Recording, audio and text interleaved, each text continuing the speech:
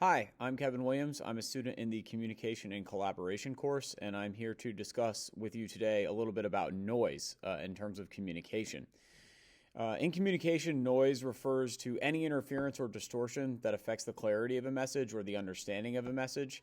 It takes multiple different forms. There's physical noise, psychological noise, and also semantic factors that are involved in creating, non-successful communication when it comes to noise.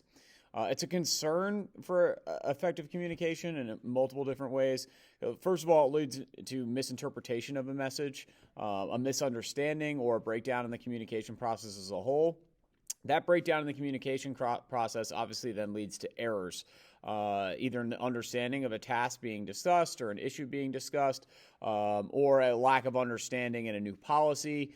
Noise can lead to these distracting factors that then lead to bad business practices or unethical business practices as a whole, because the intended message gets altered or obscured, the meaning of which is not taken fully. Therefore, the ability to accurately decode a message or comprehend the information between two people is lost. Communication is key in all aspects. In business, education, sports, communication is usually listed as a top-tier factor in being effective and being successful. So noise limits that ability. There are different types of noise, as I discussed before. There is semantic noise. It's when people have different interpretations of what is being said. That can be used or seen in some colloquial phrases or idioms that are used. The message may not convey itself when one speaker thinks that the message is clear because it's something they grew up saying or it's something that culturally they grew up with, but it doesn't make sense to somebody else who might be from a different culture or a different background. There's obvious noise as well, like physical noise. So, if I was giving this presentation here and there were sirens in the background or, there's static on the phone call that we're having, that physical noise would then obviously lead to miscommunication. Luckily, there in that physical noise, it's easy enough to just say, hey, I didn't really catch what you said there. There was some noise in the background.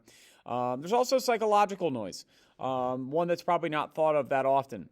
Because while we're having a conversation or while I'm supposed to be paying attention to something, I'm a person. There might be things going on in my own life. There might be issues that are happening around me or outside of the workplace or outside of education or outside of anything. That's then distracting me from paying attention. That will then obviously lead to miscommunication and is another form of noise. So having mental health programs in place or, as a business being able to put, or as an employee being able to put on the hat now that saying, hey, I'm in business mode. I need to pay attention to this. Whatever's going on at home or with my family needs to be put aside. Because I might be feeling sick or tired or just not in the mood that day. But, that's a big factor of noise, and making sure that your employees are happy and healthy is critical to limiting noise. I'm going to get into this topic now, but in order to mitigate noise, that is one of the ways you can do that. Making sure your employees are focused and happy and healthy, not guarantees, but increases the chances that they are going to pay attention and collaborate in an effective way. Other ways to limit noise as well is to choose an appropriate method of communication or use multiple methods of communication. Some people are visual learners. Some people are verbal learners. Some people are image-based learners. So, making sure that you cover all of those bases in presentations is a good idea. Clarifying and confirming what you mean. So, asking if there are any questions or getting rid of any stigma if somebody doesn't understand something. It's not a bad thing to say you're confused. Offering surveys or like brief questionnaires at the end that ensure that every employee has the understanding, or even in school, understanding that having a metric of evaluating if students understand what is going on. Minimizing the distractions around you, making sure that you have a nice, quiet, focused environment. Using simple language is probably the best way to go, versus complicated, because again, you don't know everybody's vocabulary or level of understanding.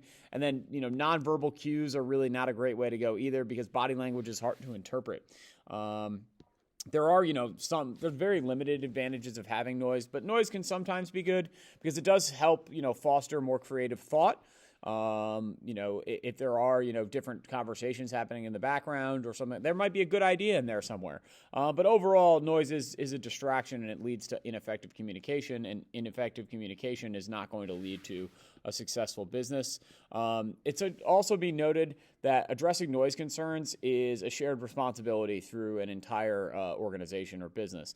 Managers or administrators, like in the school setting, it's their job, along with employees, to ensure that effective communication models are in place, communicating protocols are in place, feedback mechanisms are in place, making sure that, at the end of the day, that the message cuts through the noise and is fully understood. It's the only way and the best way to have a successful business or school or anything you want, is to have that communication at a good level through limiting noise.